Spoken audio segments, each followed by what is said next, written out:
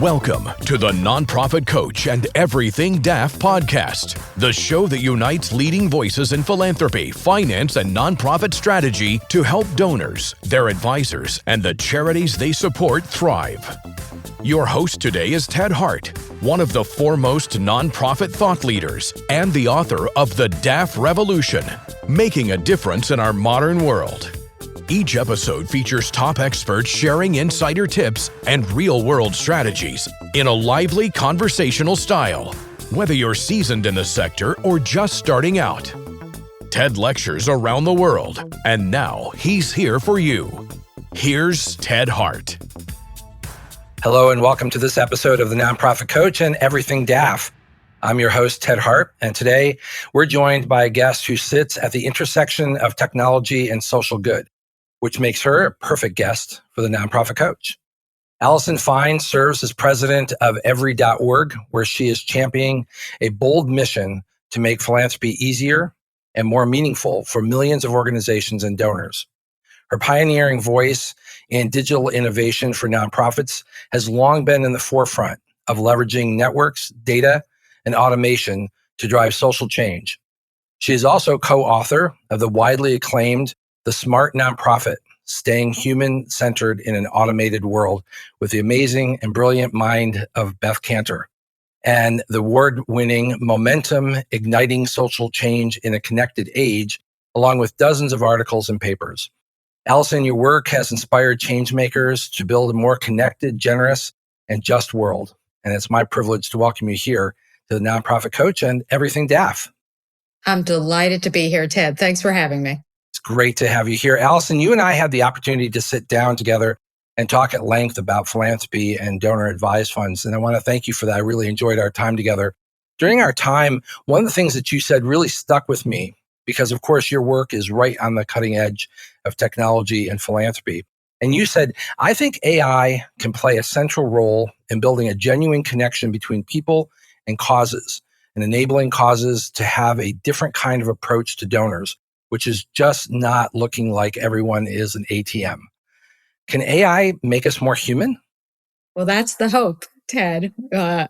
Whether it will or not is up to us, not up to the technology. So the idea here is that the greatest power right now for AI is to do the rote organizational tasks, right? It is to keep the budget up to date and to answer the questions through a chatbot online that you get all the time. And it's to make it easy to find information, on your shared drive. If we use AI in that way, the ROI will be what Beth and I call the dividend of time. And that time can be spent helping donors find the right causes, helping your organization tell a better story, and making that connection between nonprofits and donors stickier. Many fans of the Nonprofit Coach are development professionals who rightfully think of themselves as relational fundraisers. Now, you're known for lecturing very eloquently about relational fundraising at scale. Are these two concepts the same thing? So when most development staff think about relational fundraising, they're talking about taking major donors out to lunch and sending them handwritten thank you notes. And all of that is great. What they're not paying attention to, Ted, are everyday donors, those giving $500 and less, who are in the automated hamster wheel of transactional giving. And that's where all those emails are being sent, and people hate it, right? That if they loved it, then the donor retention rates would be higher than 19%. Only 19% of donors give a second time to the same organization. And 20% fewer people give to a nonprofit today than they did in the year 2000. So it's that hamster wheel that I'm talking about when I say relational fundraising at scale. It is about treating every single donor like your $1 million donor. Research shows that donor advised fund donors give at a renewal rate that's much higher than the traditional rate that you're talking about, the 19% second donors. Those who give through a donor advised fund give at a higher rate than that. Why do you think that is? What is it about donor advised fund, which I think for a lot of nonprofits feels like a disconnect that makes them more connected? Well, I could ask you the same question because you have a brilliant book coming out on the topic, which I can't wait to see. So I'll start and then you'll tell me what you think about it as well. I think in part it's because they're protected from the hamster wheel. The fact that they can give from a DAF and not necessarily, they can choose to be anonymous, not necessarily have all of their information in the nonprofit protects them from the avalanche of requests for donations. So I think that might be part of the answer. What do you think?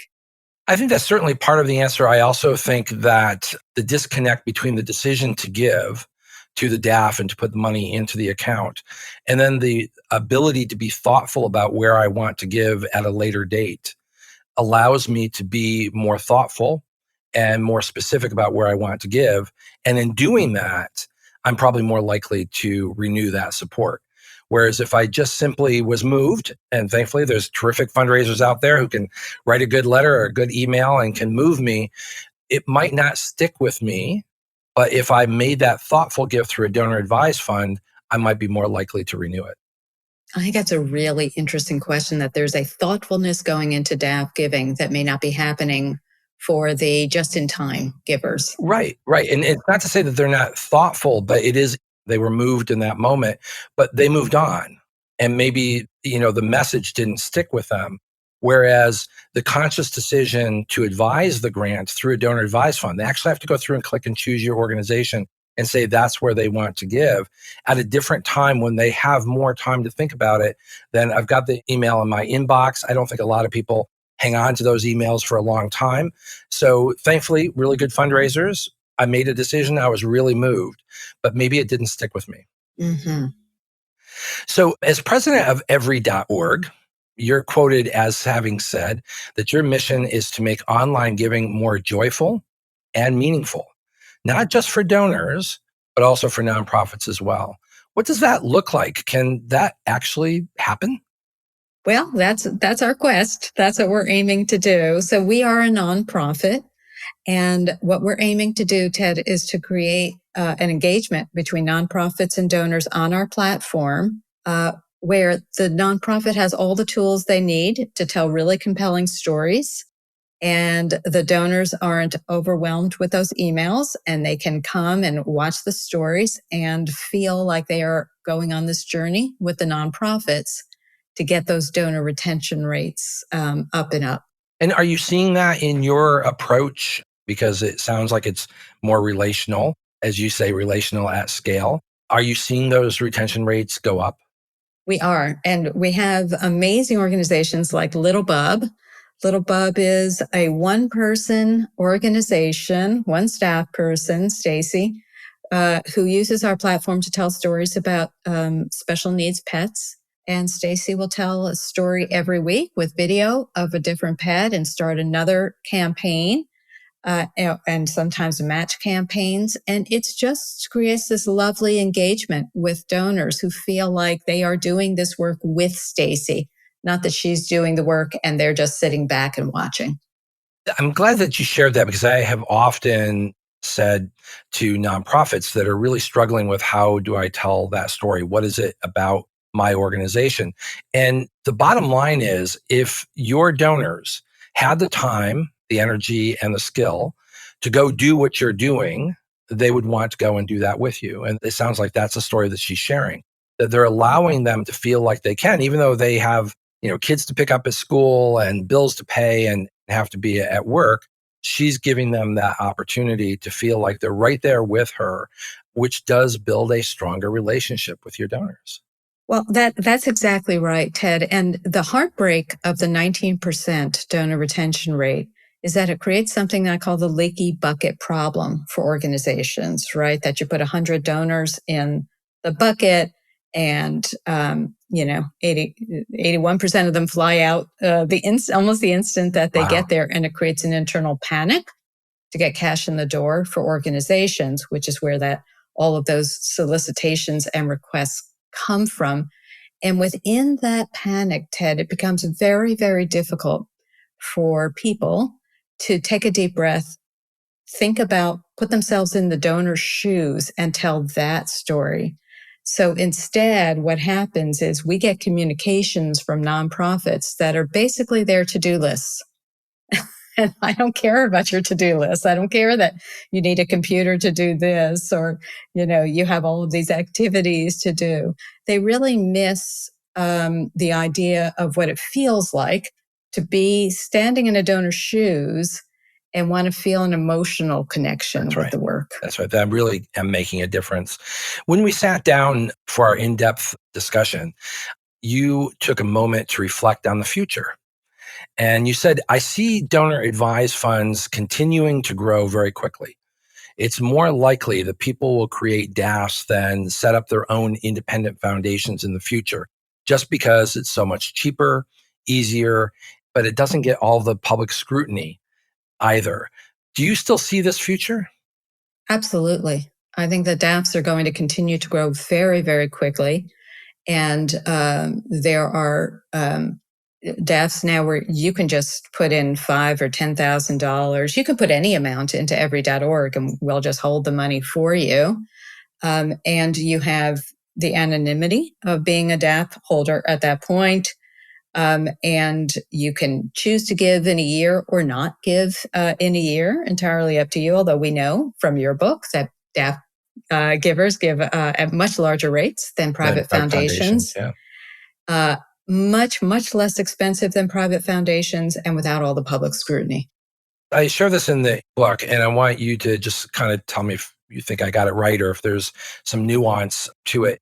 I describe donor advised funds as a shared services model, where for the very first time in history, middle-sized donors of any size, have the same services for research, for record keeping, for moving the grants and collecting reports as very large, wealthy foundations have had for decades. But you're not paying at that rate because you're sharing the services with other good people who also want to save money but still do good. What do you think of donor advised funds sort of as the shared services model of philanthropy?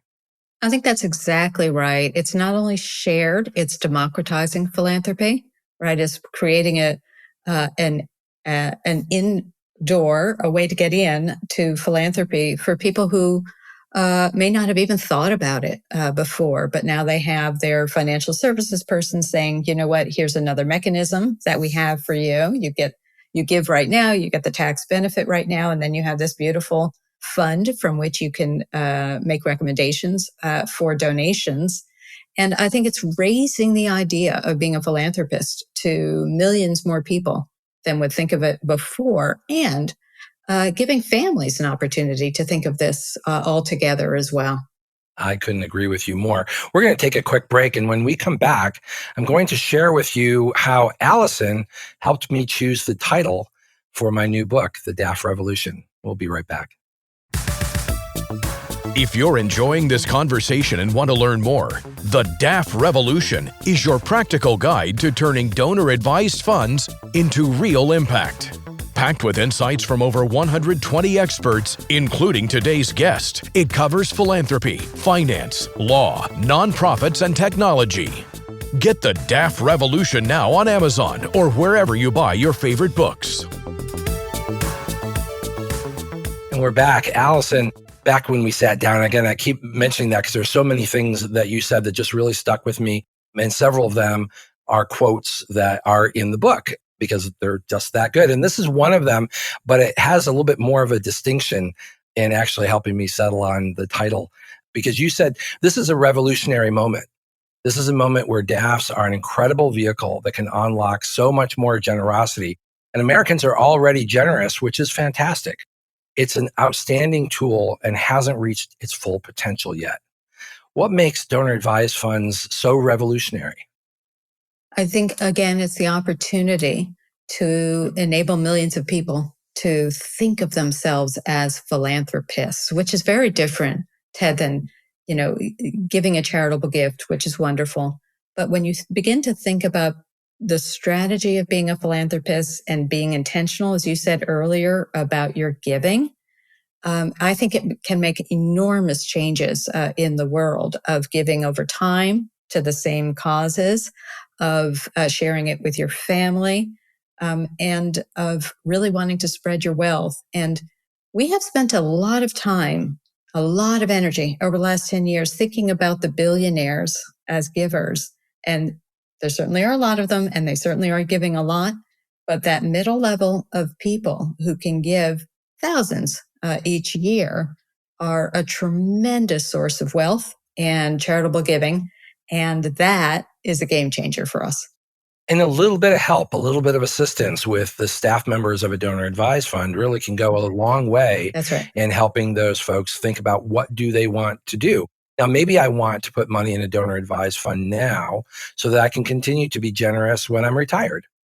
Or maybe I want to put money in a donor advised fund because I'd like to have a family discussion about how we give as opposed to just clicking through from an email on my desktop. Not that there's anything wrong with that. And thankfully, lots of donors are moved to do that.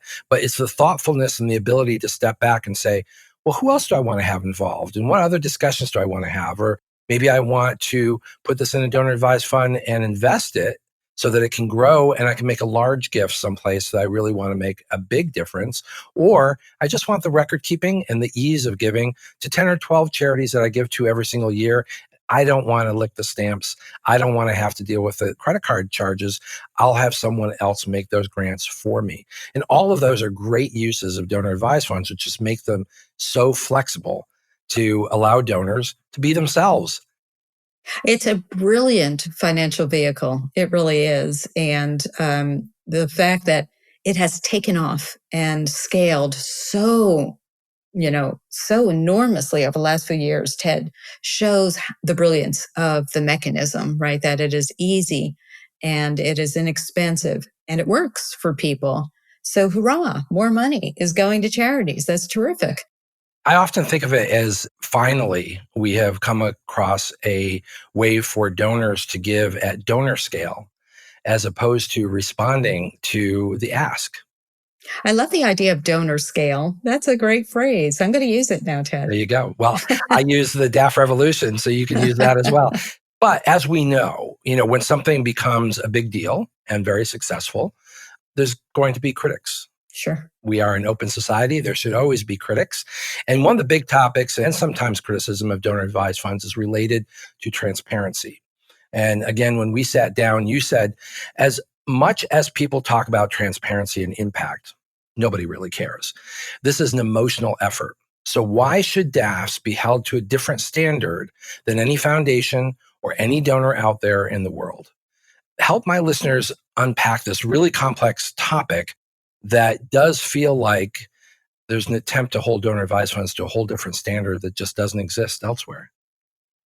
So that was a pretty sassy comment I made, but it certainly is true, Ted, that people are moving the DAF money. You prove that in your book, and which is a wonderful thing. And the existence of the DAF encourages that giving. And people should be free to give however much they want, whenever they want. And the DAF just makes that easier to do, because I can pretty much guarantee that for most DAF holders, if they didn't have a DAF, they wouldn't be giving charitably to the amount that they are every year right now. So all of that is terrific.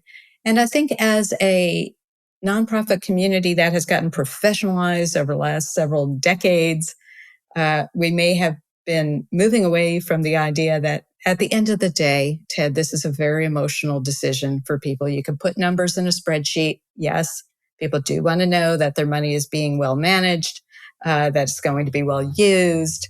But at the end of the day, this has to be a donation that makes you feel great and makes you want to give again. That's right. Yeah. And within all the numbers and all the spreadsheets and all the technology and everything else, maybe it's time for us to remember nobody has to give. Nobody has to give. This is their decision to give. They should have the tools to be able to give the way they want to give and when they want to give. And I think that's what donor advised funds really do. Well, and a lot of development A lot of development staff working with major donors get frustrated of, I know that this person could be giving more, which misses the point, Ted, that they gave something. In the right? first place. That's right. And getting them to feel great about what they just gave so that they'll give again should be the goal, the development person, not trying to get as much as they can this one time. And I did want to just sort of put a point on this question about transparency, because I think there is an overall sense, or at least a misconception, that the majority of donor advised fund gifts are anonymous. In fact, research shows only about 4%, 4 to 5% of donors truly want to be anonymous. And I think there's some very good reasons why you might want to be anonymous. But 96 to 95% of donors do want their information shared with the charity and do want to be thanked by the charity and know that the charity has them as a donor. So that's a pretty high number, which makes it seem like the criticism is, a solution in search of a problem. Well, we on every.org, we have the same data, Ted, that someone could give anonymously and almost nobody does. And that's their choice. And yes, we should be thanking donors much more personally and much better than we tend to do. And that's a shame. And I think it, again, comes back to the leaky bucket of feeling like you don't have a second in the day. So you try to automate the things that really should be personal or feel more personal. I know an organization, a smaller organization, Ted, that has board members come an hour before every board meeting to spend the hour doing what they call a thankathon.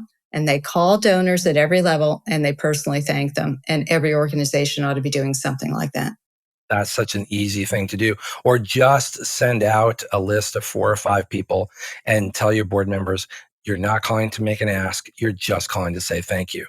And when you introduce yourself as a board member who is a volunteer and doesn't have to make that phone call, that calls and sincerely says thank you and can say, I know what we do with this money, that goes a very long way. And I think a lot of folks, as you said, miss that point, that something that seems so simple really will make a very, very big difference. I really have to tell you, I thank you so much for your time. But before you go, there's another quote that you shared with me that I just really want to ask you to unpack, because I thought it was really, really important. And another part of donor advised funds that I think oftentimes gets over missed. And that is, you said, taking the friction out of international giving is a good thing for humanity.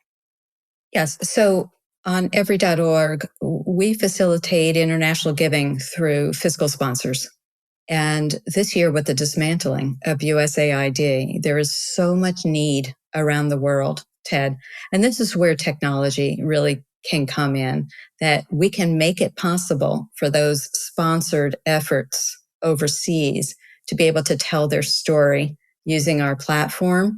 And about 22% of the funds that we facilitate go to fiscally sponsored organizations and projects.